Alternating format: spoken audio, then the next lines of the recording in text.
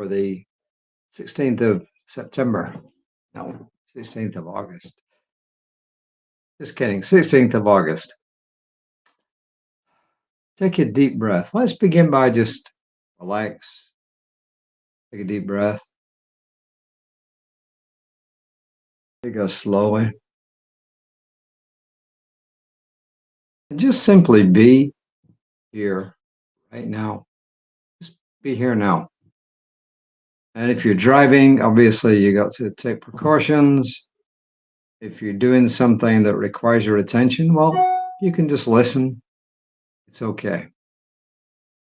You know, we had a guy he passed away towards the end of last year, and at our 11 o'clock service on Sunday morning, he would sit in the second row, and you could guarantee that for about a half of the service, maybe more, he would be asleep. He would just, you could see he'd gone. He was asleep. But surprisingly, he actually remembered a lot of what went on. He went into a subconscious mind and he could bring it back. So it was kind of odd. So why am I mentioning that now? I don't know, but it just seems to me that, hey, even if you're not totally paying attention right now, some of the words and the ideas and the feelings will penetrate into your subconscious mind and you'll benefit anyway. I'm not saying don't listen, don't pay attention, but some of it's going to go in anyway. So that's my point in that.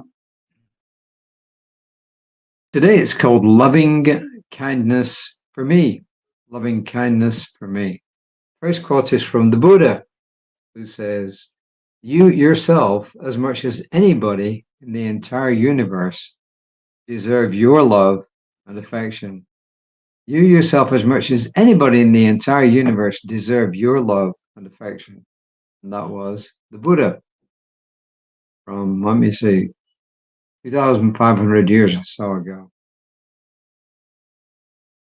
Ernest Holmes, in Living the Science of Mind, on page 172, paragraph 2, says, "Our unity with other people doesn't mean that we must think and act as they do.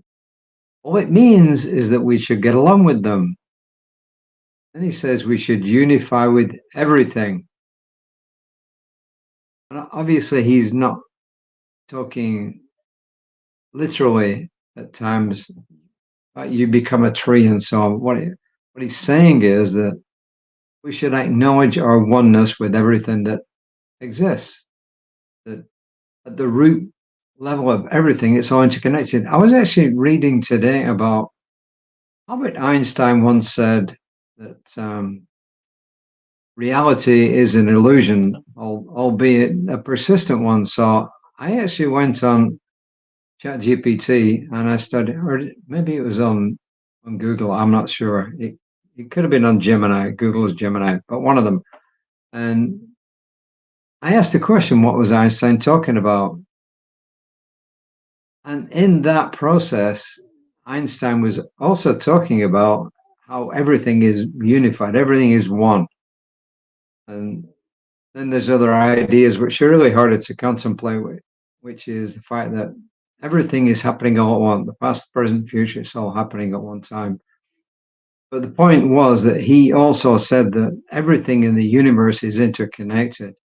So it isn't just science of mind or unity or divine science or new thoughts in general that's saying this.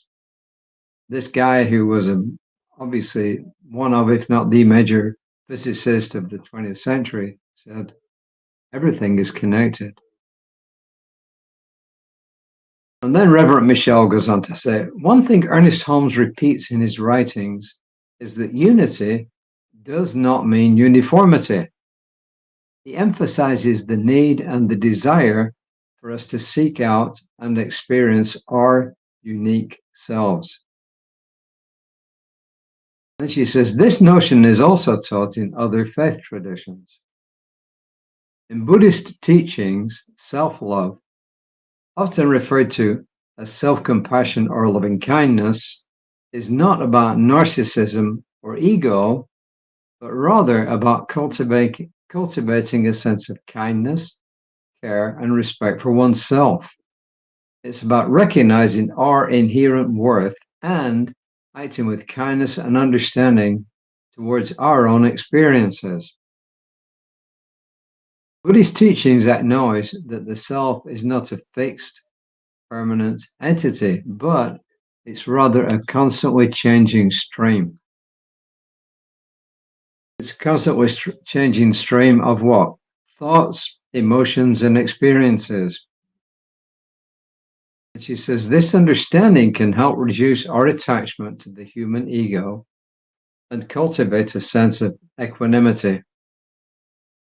Self-love in this context is about appreciating the process of becoming rather than clinging to a fixed sense of self.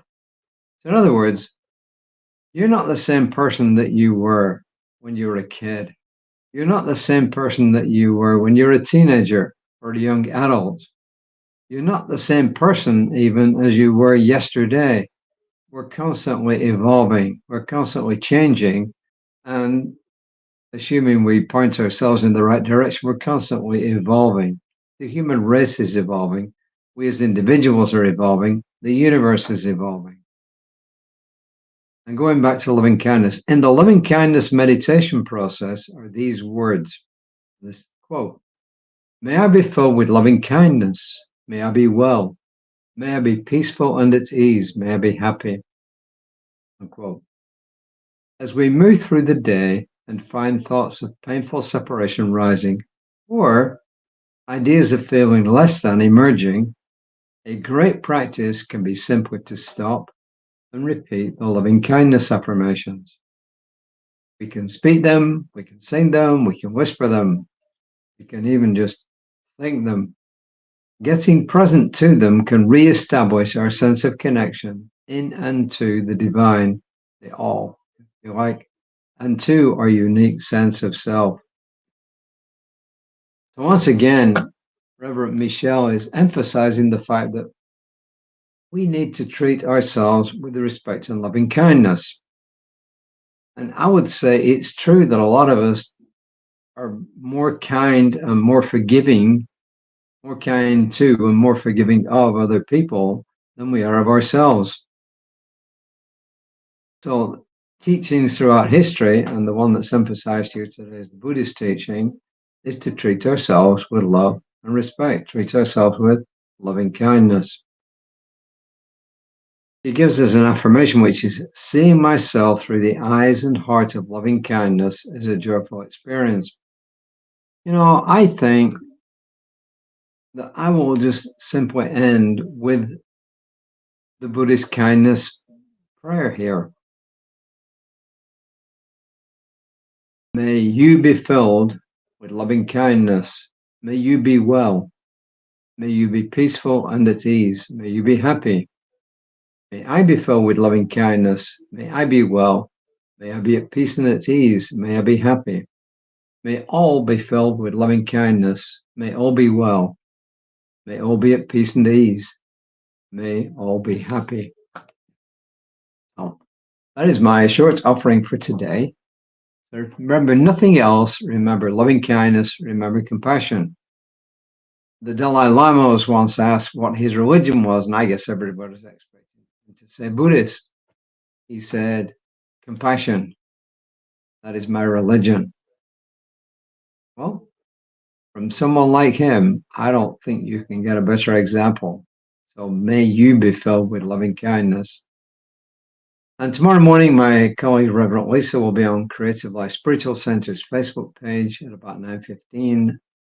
Our Sunday service will be on that same channel at 11 o'clock Central Time tomorrow. If you miss it, it's recorded. It will be on there. It will also be on YouTube. It will be on YouTube minus the music and so on.